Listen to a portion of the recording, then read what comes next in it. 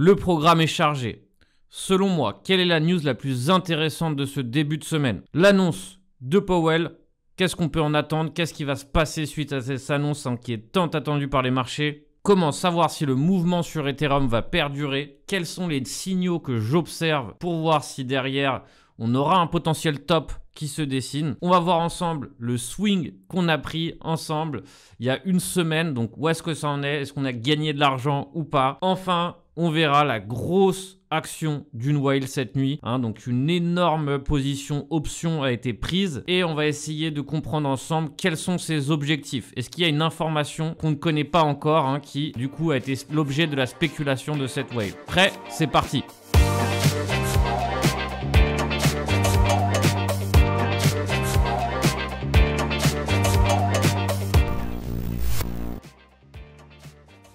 Alors, on va commencer avec la news qui, selon moi, est la plus intéressante. Et là, c'est un petit piège, tout simplement parce qu'en fait, c'est une contre-news qui m'intéresse. Et vous allez voir que l'effet news et l'effet contre-news, c'est quelque chose que je joue énormément dans mon trading. Alors, dans la vigie du Captain, c'est la news qui est tombée mardi et je trouve que c'est super intéressant parce qu'en fait, c'est ce qu'on appelle une contre-news. Alors, les news, c'est quelque chose que je trade énormément.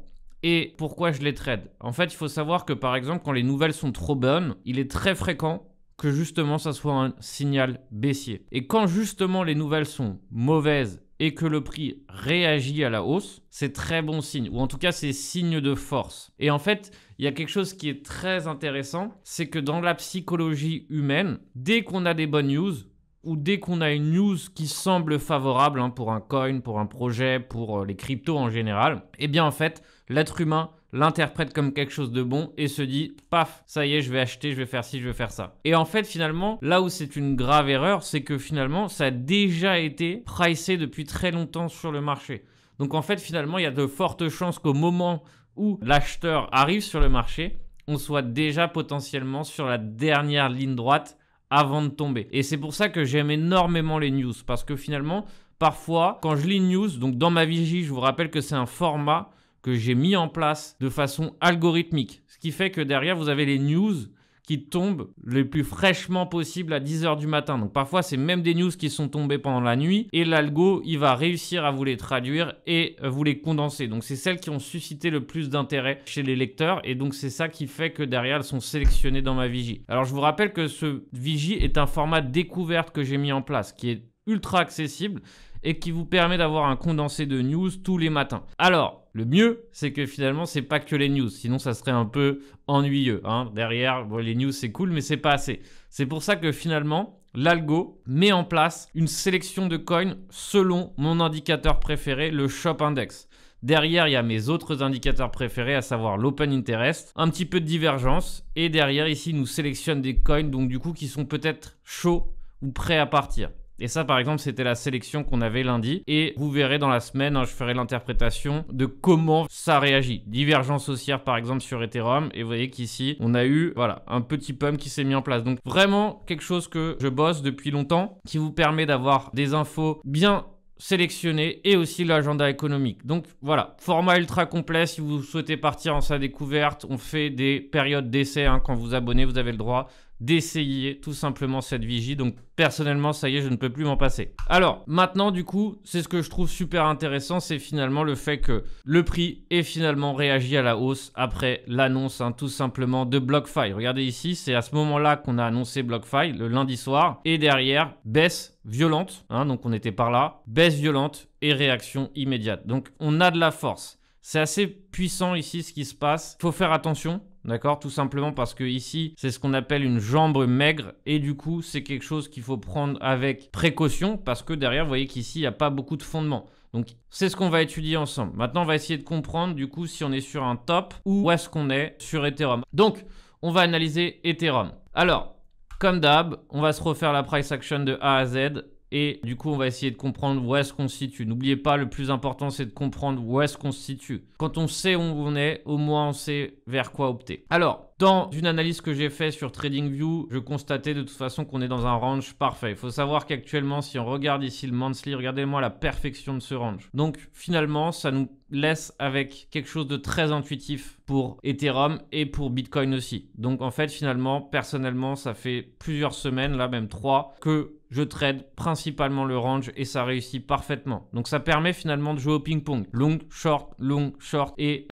vice versa. Et donc actuellement on est pris en sandwich entre les 1700 et les 1075 pour faire bref. Et on voit ici que les 1200 ont servi, d'accord, pendant plusieurs semaines. Vous voyez ici, on a eu 2-3 semaines sous les 1200. Et ça y est, on a réintégré le cap des 1200, ce qui est plutôt bon signe. D'accord, on voit que cette semaine a l'air d'être haussière pour l'instant. On voit bien ici que pour l'instant, le haut de cette bougie est plus haut que celle de la semaine dernière. Donc on a pour l'instant une price action qui a l'air d'être plutôt haussière. Jusqu'à quand? C'est une bonne question. Ça, c'est ce qu'on va essayer d'identifier tout de suite. Donc maintenant, on zoome. D'accord? Quand on regarde, on connaît la globalité, on a le droit de zoomer. Il y a un point qui m'intéresse énormément ici, c'est le haut de la semaine dernière, à savoir les 1239. Les 1239 sont un point clé qui peuvent servir maintenant de support. Donc s'il y a une correction, ça sera dans cette direction-là en premier que je regarderai. Donc toujours je légende pour savoir un peu ce que je fais, c'est très important. Donc le haut weekly. Derrière, on zoome, 4 heures. On voit que le 4 heures ici, le shop est abîmé. D'accord? C'est-à-dire qu'on avait un shop qui était ultra chargé.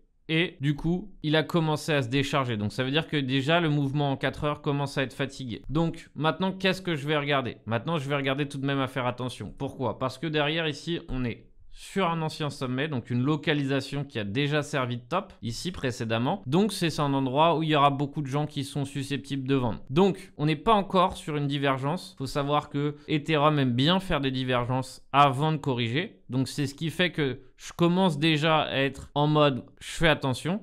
D'accord? Mais en tout cas, vous voyez qu'ici, il a encore le potentiel de faire une divergence. Qu'est-ce que ça veut dire? Ça veut dire qu'en fait, finalement, il peut encore très bien envoyer une dernière hausse, ramener du monde et enfin commencer à corriger. Ça, c'est un scénario classique. D'accord? Pourquoi c'est un scénario classique? Parce qu'en fait, finalement, dites-vous bien que de là jusqu'à là, il y a quasiment que les initiés qui sont rentrés. Pourquoi? Parce que je le sais, dans les analyses que j'ai mis précédemment, ça fait 2 semaines que je suis acheteur. Et je sais qu'il y avait très peu de gens qui avaient envie de suivre. Donc l'avantage, c'est qu'on sait que finalement ici, il y a très peu de monde qui s'est engagé. Pourquoi? Bah parce qu'à chaque fois, on attend. Et donc c'est maintenant, d'accord, que le prix a bien haussé, qu'on a déjà une évolution de quasi 20% depuis le bas. Que ça y est, les gens commencent à s'animer, les influenceurs, les médias mainstream commencent à parler aux hausses. Et donc derrière, forcément, c'est là où les gens s'excitent. Et donc on a une correction. Donc personnellement, on est sur une localisation qui demande prudence, quoi qu'il. Et donc personnellement, pour moi, l'enjeu va être de savoir tout simplement si on continue réellement à partir de là, et tant mieux, hein, mais c'est une résistance majeure, on ne va pas y arriver en 2 secondes. Ou si derrière ici, et ça sera un scénario que je surveillerai avec beaucoup d'attention, si on envoie une hausse mais qu'on réintègre. Ça pour moi, ça sera un gros signal. Donc ça, c'est vraiment ce que je surveille. Une prochaine divergence potentielle en 4 heures, un potentiel retour de bâton ici, mais jusqu'à là, je peux me permettre tout simplement de chercher des achats sans trop de difficultés. Pourquoi? Parce que je suis dans le sens de la tendance 4 heures. Derrière, évidemment, mon objectif, c'est de faire attention pour ne pas me prendre un retour de bâton. Ça, c'est sûr. Autre élément qui peut me servir à repérer un top. Et ça, je pense que c'est un élément qui est ultra sous-coté, mais c'est un élément que j'adore. Et c'est la capitalisation. Pourquoi? Parce que là, ça y est, doucement mais sûrement, on monte à 800 milliards de capitalisation. Et vous voyez que c'est aussi une résistance. Ancien sommet ici qui a servi. Donc ça y est, c'est déjà un niveau dangereux. Ça, c'est de toute évidence. Mais voyez qu'on a encore de l'espace. On peut encore y aller. Et réellement, celui qui me fait le plus peur, et donc je pense que c'est certainement pas loin de là où on aura la plus grosse correction. Donc je pense qu'on a encore quartier libre, on va dire, jusqu'à 1. Au 1, très probable que ça resserve, comme la dernière fois, de résistance majeure. Donc tout ce qui est compris ici entre les 950 et les 1, c'est ce qui me fait peur. Je pense que pour l'instant, bien qu'on corrige, parce que c'est un lieu ici qui a déjà servi de résistance, je pense qu'on a encore de la place pour mettre ça en place. Alors évidemment, peut-être que je me trompe. Et derrière, évidemment, je reverrai mon scénario.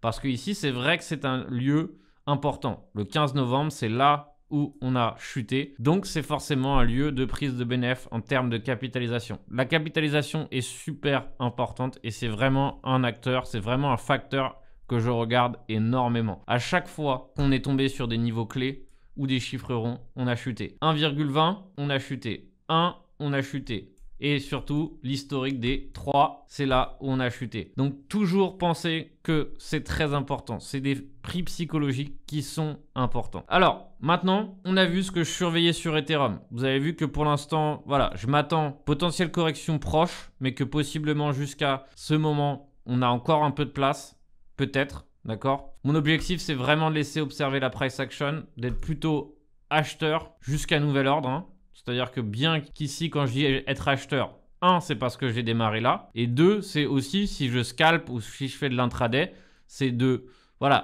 favoriser l'achat. Tout simplement parce que je me dis que c'est dans le sens de la trend. C'est ça que je dis quand je dis être acheteur. Acheteur tout de suite pour aller chercher les 1400, moyennement envie de vous le conseiller. D'accord? Mais tout est possible. Encore une fois, chacun sa méthode, chacun sa stratégie. J'ai pas envie d'interférer du coup là-dedans. Maintenant, l'annonce de Powell. D'accord? Qu'est-ce qu'il faut savoir sur cette annonce? Il faut savoir que 2 types de choses peuvent se mettre en place. D'accord? La première, c'est une baisse de la restriction.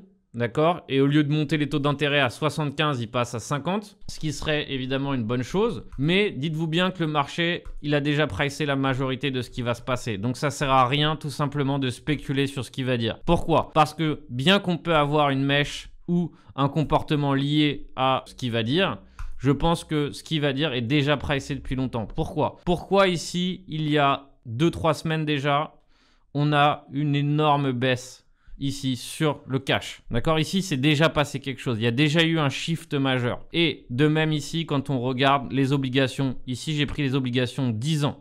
D'ailleurs, je suis en train de vous écrire un article sur les obligations pour que vous puissiez mieux comprendre cet actif qui est encore très mal compris.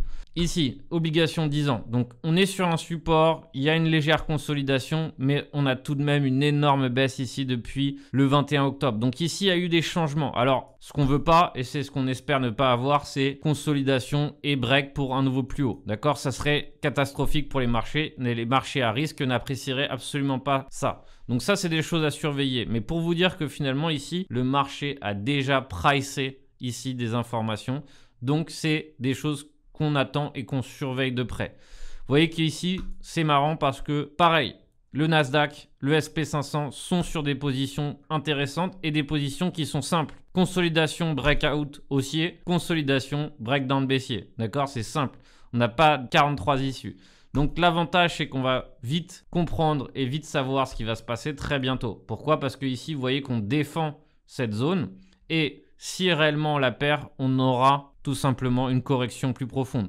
Et donc, ça se répercutera très probablement sur les cryptos. Vous voyez que les cryptos sont légèrement à retardement parce que finalement ici, les marchés Nasdaq, SP500 finalement sont en consolidation, voire légère correction depuis le début de la semaine, et c'est pas du tout le cas pour les cryptos. Donc vous voyez qu'ici, on a ce qu'on appelle une décorrélation entre les deux. Ça, c'est des facteurs à observer de près. Alors maintenant, on va observer le swing qu'on a pris il y a une semaine sur la chaîne. Vous voyez que ici, bien sûr qu'il y a des moments où je me trompe, bien sûr que je peux annoncer des plans qui ne marchent pas, c'est normal. J'ai à peu près un taux de réussite de 65%, donc dites-vous bien qu'il y a 4 chances sur 10 que ça ne marche pas. D'accord? C'est toujours important, mais quand on connaît son risque, quand on sait ce qu'on fait, c'est pas un drame. D'accord? Et ça, c'est très important de le comprendre. Mais derrière, si réellement vous êtes assidu, vous comprenez ce que je dis, vous suivez ce que je dis de façon intelligente, c'est-à-dire sans faire de copier-coller, mais en essayant de comprendre, derrière, je peux vous assurer qu'il y a eu des bonnes prises de position qui ont été prises et des prises de position profitables. Alors, je vous laisse cet extrait d'il y a une semaine. Mon objectif, c'est soit de rentrer maintenant, soit de chercher tout simplement une entrée un peu plus intéressante. Et pour moi, j'estime que l'entrée un poil plus intéressante se ferait aux alentours des 55. Alors, vous voyez, ici AV, donc qu'on a saisi il y a une semaine, à peu près sur les 56. Et c'est ce qu'on appelle un swing trading. Alors, le swing trading, c'est quelque chose de pas facile, d'accord? C'est-à-dire qu'on peut penser que c'est plus facile que le scalp ou que l'intraday. Personnellement, je suis pas sûr de ça. Pourquoi? Parce que finalement, si on regarde, c'est une petite torture de voir notre gain haussé ici, corrigé, haussé, corrigé. Mais qu'en fait, finalement, c'est déjà 14% depuis notre prise de position. Alors, 14%, vous me direz, c'est pas faire un bull run. Non, mais 14% sur une position intéressante qui est prise avec un risque management strict. Par exemple, ici, si on met un stop loss, on calcule sa taille de position en fonction de son risque, ce que j'ai fait, et que derrière, du coup, donc on cède du levier de façon intelligente, encore une fois. J'ai fait un article ici sur à quoi sert le levier. Je vous le laisse ici en lien dans la description parce que je pense que c'est un article qui vous sera utile. Le problème, c'est que les gens utilisent mal le levier. Les gens pensent que le levier, c'est du casino, c'est pour, voilà, c'est pour tenter de faire n'importe quoi. Faux. Le levier, ça peut être un ami à condition de l'utiliser proprement. D'accord? Si on l'utilise mal, il est clair qu'on se prendra une claque. Et on se prend tous des claques en utilisant le levier. Mais il faut savoir que c'est bien utilisé à bon escient. Ça en fait quelque chose d'utile. C'est vrai que c'est plus risqué que voilà, ne pas l'utiliser. Ça, c'est clair et net et on va pas se mentir là-dessus, c'est le cas. Donc, lisez cet article, vous verrez finalement à quoi sert le levier, comment l'utiliser correctement, tous mes tuyaux dessus. Donc, je vous laisse ici dans la description cet article. Donc voilà, petite torture pour notre swing. Personnellement, je me suis servi une première fois ici sur cette résistance à 63,2. D'accord? On a déjà buté une première fois et là, on est en train de continuer. Quel est l'endroit où j'estime que ça risque de buter? Alors, on va faire quelque chose d'un peu nouveau. On va par exemple utiliser les volumes profile. Moi, personnellement, je ne les utilise pas trop parce que je vois déjà tout ce qui se passe ici. Mais on va utiliser les volumes profile de TradingView. Comme ça, finalement, je vous introduis comment les utiliser proprement. On se rend ici dans indicateur, technique, profil de volume. Alors, c'est que dispo pour, je crois, les abos plus ou les abos pro. Je ne sais pas lesquels exactement. Mais voilà, c'est que dispo pour les payants. On se rend ici. Et moi, personnellement, ce que j'aime bien, c'est les profils de volume des sessions. Et pour moi, c'est mes préférés. Et qu'est-ce qu'on remarque ici? On remarque finalement que le prochain gros nœud, finalement, se trouve... Alors, on en a un petit ici, comme vous pouvez le voir, et c'est d'ailleurs là qu'on s'est arrêté. Mais il se trouve ici, vers les 66 centimes. Donc, en fait, ce qu'on remarque, c'est qu'on est actuellement, en fait, on s'est hissé sur l'endroit le plus difficile à franchir. Donc c'est pour ça que maintenant qu'on a réussi à s'affranchir un petit peu de cette marche d'escalier, de cet obstacle, donc probablement que maintenant les 62 vont servir de support, mais que derrière on n'a plus grand chose en fait qui nous attend jusqu'à 68 voire 70. Et c'est ça qui est intéressant et c'est ça qui m'intéresse. Donc vous voyez que maintenant, par exemple moi qui suis rentré là, ici, eh bien petit à petit j'ai plus qu'à suivre la tendance. Alors on peut se payer légèrement, mais derrière on suit la tendance petit à petit. Alors c'est une torture. Pourquoi? Parce que c'est vrai que c'est sûr que si maintenant le marché se retourne demain, possible qu'on laisse une grosse partie de ce qu'on ait gagné. C'est le jeu, c'est ça le swing trading. C'est pour ça que moi j'aime beaucoup l'intraday parce que c'est ultra dynamique. C'est-à-dire qu'on rentre, on sort. Normalement, à la fin de la journée, on est cash et on peut repasser à autre chose. Du coup, j'aime un peu moins lorsqu'on est sur du swing. Alors, c'est vrai que par exemple, dans une tendance extrêmement haussière, dans un bull run, le swing trading est ultra profitable. Et c'est pour ça que finalement, dans ma méthode, je me suis autorisé à intégrer le swing trading à l'intérieur. Mais sachez que chaque spécialité est différente et demande un apprentissage différent. Mais voilà, je vous conseille de vous spécialiser dans un domaine et derrière, essayer d'aller dans d'autres domaines. Mais n'essayez pas de tout confondre à la fois, ça fera un méli-mélo qui ne sera pas profitable. Alors, on termine par la grosse action d'une while cette nuit. Alors, il y a eu du flow et du trafic de malade sur le côté option. Alors, c'est grâce à Paradigme qui m'a ouvert les yeux sur l'action. On se remet le tweet ici. En gros, ça fait à peu près 100 000 Ethereum ici qui ont été pris en option. D'accord? Donc ici, on voit que c'est sur le mois de décembre avec un call spread 2600 et 3000. Un call à 2600 et 10K à 1000. À quoi ressemble le dessin et à quoi ressemble le risque profil? Alors déjà moi je pense que pour ces options il faut comprendre que majoritairement c'est des whales, majoritairement c'est des institutions, c'est des gens qui sont extrêmement bien informés et c'est des gros professionnels. Ça peut arriver qui est évidemment n'importe quoi, mais dans la majorité, dans l'absolu, les gens qui utilisent les options, c'est des pros et surtout quand on parle de ce type de volume. Donc finalement c'est toujours intéressant d'observer ce qu'ils font et qu'est-ce qu'ils sont en train de faire. À quoi ressemble le risque profil? C'est un risque profil qui est en or tout simplement parce que vous voyez qu'ici le risque est tout petit. C'est-à-dire que cette personne risque très peu dans ce trade. Alors, ce qu'ils sont en train de dire, c'est que, et ce que Paradigme est en train d'annoncer, c'est que finalement on ne sait pas si c'est l'unique position.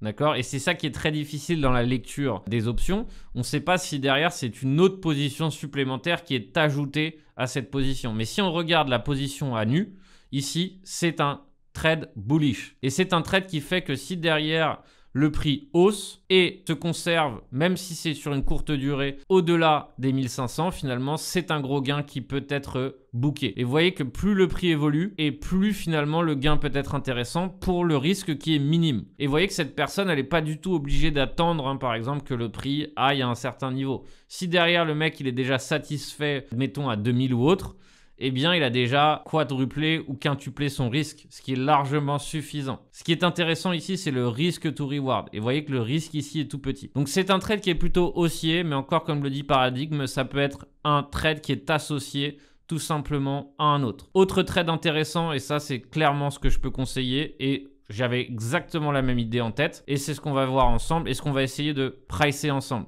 C'est ici un strangle. Un strangle, c'est quoi? C'est quand on est à la fois acheteur et qu'on est à la fois vendeur. Donc ça, c'est une stratégie classique, pas très coûteuse et qui semble être intéressante. Alors, c'est ce qu'on va essayer de dessiner ensemble. Je me rends sur Delta. Actuellement, c'est l'exchange que j'utilise pour les options. Alors, pareil, je l'utilise pour les options. J'ai des sous dessus. Comme d'habitude, j'essaie de faire le plus attention possible aux sommes que je mets dans ces exchanges. N'importe lequel. Maintenant, c'est simple. C'est soit fiat dans mon compte en banque, ou soit maintenant je l'ai dans un exchange, c'est un potentiel risque aujourd'hui, demain ou après-demain. Maintenant, on l'a bien compris, il faut faire gaffe. Mais en aucun cas, je vais m'empêcher de trader. Donc ici, on se rend sur BTC. Delta, hein, je vous rappelle qu'il y a mon lien d'affilié dans la description si vous souhaitez économiser. D'ailleurs, actuellement, il y a des bonus de dépôt. Bref, si vous souhaitez tout simplement y aller, derrière, vous pouvez poser aussi des questions dans mon channel Discord gratuit. Ou derrière, on a un channel Delta, hein, si vous avez des questions sur les options, etc. Alors, ici, on utilise ce qu'on appelle le Position Builder. Donc, c'est quelque chose qui est indispensable lorsqu'on trade les options, c'est d'utiliser cet outil pour savoir qu'est-ce qu'on gagne, combien on perd. C'est le minimum, c'est indispensable. Donc, on se rend ici sur les petits carrés ici superposés. Et derrière, on se rend sur Stratégie Builder. Donc, c'est ce qui nous permet de définir ce qu'on gagne, ce qu'on perd. Et donc, c'est un outil qui est indispensable. On se rend sur XBT USDT et on se rend pour le mois de décembre, 31 décembre. Donc, vous voyez que je m'étais déjà engagé il y a un moment. Et personnellement, je pense que je me suis engagé un peu tôt. Mais bon, c'est la vie. Derrière, j'ai encore des chances que ce trade soit profitable. Donc, aucune honte. De toute façon, ce genre de trade, c'est ce qu'on appelle des low risk, high reward. C'est-à-dire que le risque est petit si on a choisi un petit risque par rapport à son compte. Et là, le reward, le potentiel reward est extrêmement intéressant. Bien plus intéressant qu'on pourrait avoir ailleurs. D'accord? C'est ça qui me plaît et qui m'excite dans les options. Et c'est surtout qu'on ait le temps d'avoir raison. Et ça, c'est un autre élément qui m'excite énormément. Donc, on va essayer de prendre le même trade que la whale ici qui a pris un strangle. Donc, vous voyez qu'ici, elle a acheté ici les 12K et les 21K. Ok? Donc, c'est ce qu'on va faire. Et on va regarder ce que ça pourrait rapporter. 12K en put. Donc, ça nous coûte 130 $ l'unité. Vous voyez que c'est pas cher. Donc, on va en acheter 1000. Et 21K, on va en acheter 1000 aussi. Et derrière, ici, on clique sur Payoff. Et on obtient du coup notre chart. Alors, je regarde s'il n'y a pas d'autres trucs. Voilà. Ultra intéressant comme trade. Pourquoi?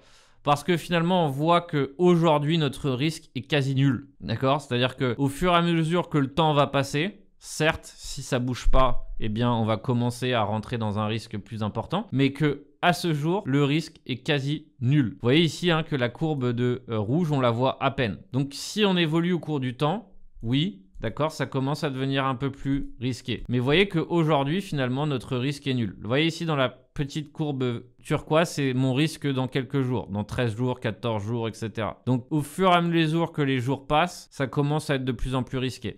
Mais là, actuellement, c'est un trade quasi nul en termes de risque. Donc, en fait, finalement, s'il y a un pump et que je revends au bon moment, je serai profitable. C'est-à-dire que si on va chercher, je ne sais pas, admettons les 21K, ici, je fais un profit d'à peu près 586 $ net, sans compter les frais. D'accord? Et que si derrière ça dump, on a un mouvement baissier très important. Ici, je partirai sur un profit à peu près de 400 $ si on va chercher les 14 000 ou autre. Donc, vous voyez que finalement, pour qu'on soit gagnant, il est impératif que le prix hausse. Et on peut tenter, pour avoir encore plus de temps, le même trade dans quelques jours. Donc, vous voyez qu'ici, c'est quelque chose de super intéressant. Pourquoi? Parce qu'on est à la fois acheteur, on est à la fois vendeur. Et on gagne sur la volatilité. Donc, c'est un trade qui mise sur la vol. Voilà pour le petit tuyau. Voilà pour cette analyse. Je vous rappelle que, comme d'habitude, hein, il est important de vous abonner tout simplement pour me remercier de ce contenu que je fais gratuitement 2 fois par semaine sur YouTube. En attendant, on se rejoint dans quelques jours pour une prochaine analyse. Et je vous souhaite un excellent trading à tous et soyez extrêmement prudents. Bon trade.